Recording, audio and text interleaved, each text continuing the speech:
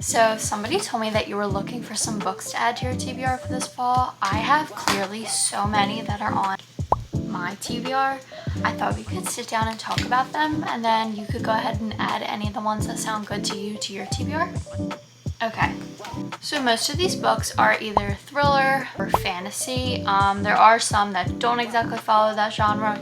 We'll get to that. We'll talk about it. I am so excited to talk about these with you, mostly because I'm so excited to read all of these, so I feel like it's going to be super fun to try to convince you to read them with me. Okay, the first one I have is A Discovery of Witches by Deborah Harkness. This is such a classic fall spooky season read. So this follows our main character, who is a student at Oxford. She is also the descendant of a family of witches. She wants nothing to do with sorcery, witchcraft, any of that stuff. Lo and behold, she discovers a manuscript for alchemy in the Oxford Library. She quickly banishes it back to the shelves, but unbeknownst to her, just by picking up this book, she has unleashed a world of demons, vampires, witches. Among one of them is a vampire who has his sights set on getting a hold of that book.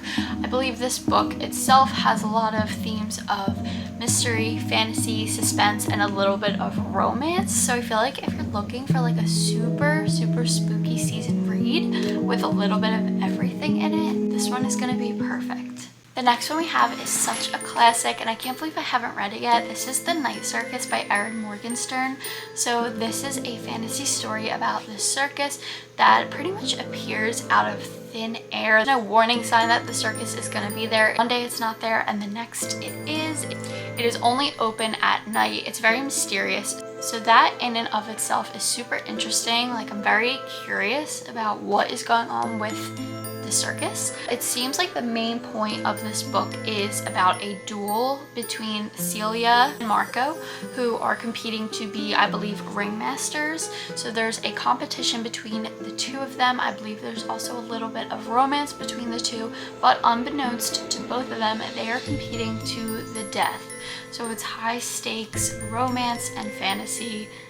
Sounds perfect. I feel like I've never met somebody who didn't like this book, so I'm super excited for this one. Next one we have is Small Favors by Erin A. Craig. I also recently read House of Salt and Sorrows by Erin A. Craig, which I will get into in just 1 minute, but I loved that. So I'm super excited for this one, a repeat author. So this is kind of like a cozy mystery fantasy, I think. It's about this girl who is living in a very secluded house. Her house is kind of surrounded by miles and miles of woods, and those woods are kept there to kind of keep the people that live in the houses surrounding the woods contained. So for generations, these people have been very contained to their areas and they don't really stray. She is kind of wishing for something bigger. She wants to kind of explore. She's a little girl and she's just curious. There are a lot of rumors, myths, and lore about these demons who haunt the woods, and they kind of keep the townsfolk away from the woods. As the story progresses, we learn that some of the settlers are going missing, and we learn that there are actually demons in the woods who are agreeing to grant people's wishes for a small favor. These small favors at first seem very innocent, but they have very sinister intentions behind them. So this follows our main character, who's kind of trying to save her town and figure out what is going on in these woods. So if you're someone who's into like nature, myth, creatures, stuff like that, I feel like this one is going to be super fun. Going along with the theme of Erin A. Craig books, we also have House of Salt and Sorrow and House of Ruin, which is the second book in the series. I read the first one, so if you have not read this one, read this one first. So this is sort of a fairy tale retelling, and it is about these sisters who live in this like dark gothic seaside manor with their father. Slowly the sisters start to mysteriously die, and it is up to one of the older sisters to figure out what is happening and stop it before everybody dies. So it's a bit of a mystery. There are fantasy elements in it, like magic, and there are these secret portals that they find that take them to these glittering balls across the world. It's super fun, it's so fast-paced, and I loved it. The second one is a continuation of the story. I'm not going to tell you too much about like the description because it'll give away what happens in the first one, but if you love the first one after you read it, I highly recommend picking up the second. Okay, the next one we have is Ordinary Monsters by J.M. Rio. So this is a bit of a fantasy slash historical fiction.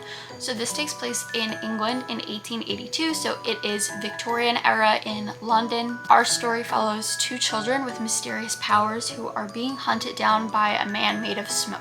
The story follows their journey running from this man made of smoke and figuring out their powers. It leads them from London to Tokyo to Edinburgh, which I'm going to Edinburgh in October, so I'm super excited to read this one.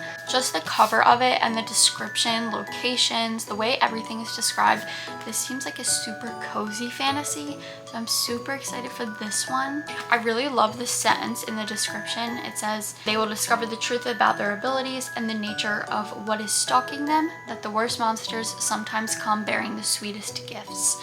So it seems very creepy. I don't know. Super excited for this one. The next one we have is My Dear Stus by Kayla Cottingham. This one I think is a little bit of a horror slash fantasy. So this follows our main character Finch, who is starting school at this ultra competitive academy, but before school starts, her and her parents get into this accident. She should have died in the accident, but she doesn't, and she seems like she's kind of taken over by something sinister, something dark. It saves her life, but it's also following her. So there's a little bit of mystery surrounding that whole thing. So she starts school and her friends accidentally summon a demon. So similar to the plot of Small Favors, this demon is offering these girls to grant their wishes, beauty, fame, smarts, stuff like that, in return for something sinister.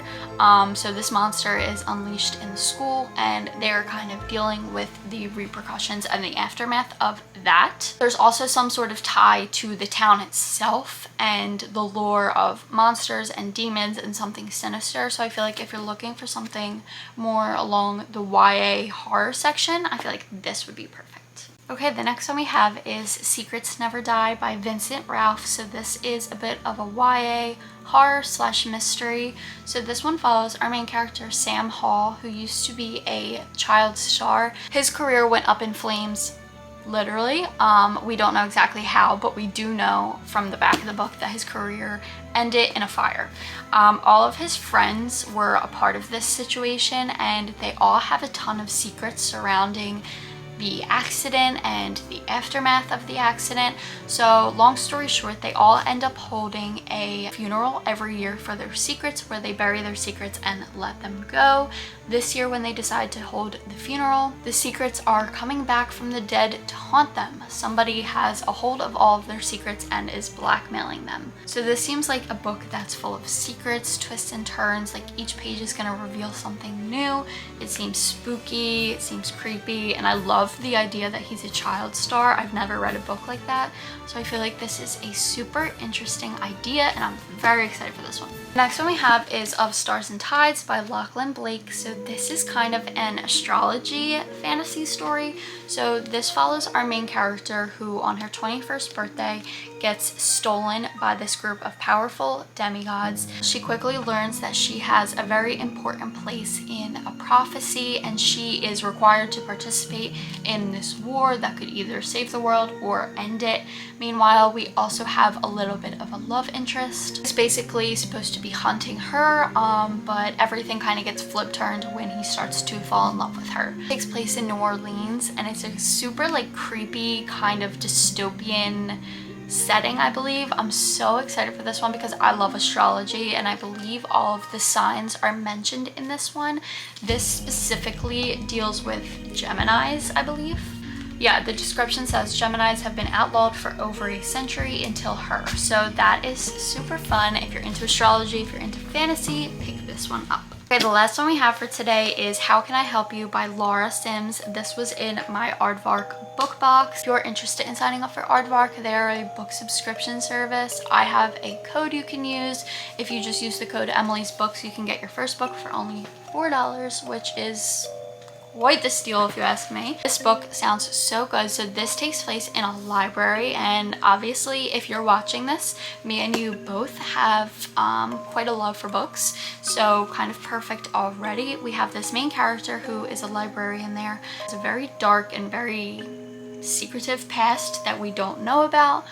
In comes a new librarian who is younger. She is this failed novelist who is now working at the library, and she is starting to suspect that her coworker is not at all what she seems and that she's hiding something very dark and secretive.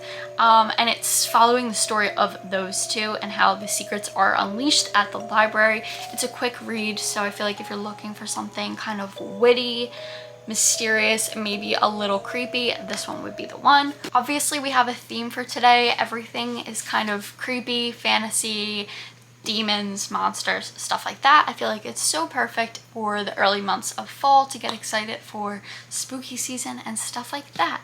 So if you read any of these, let me know your thoughts. I'm going to do an update obviously as fall progresses, and I'll let you know my thoughts on all of these books. Thanks for chatting today. I hope you found some books that you want to add to your TBR, and I will see you next time.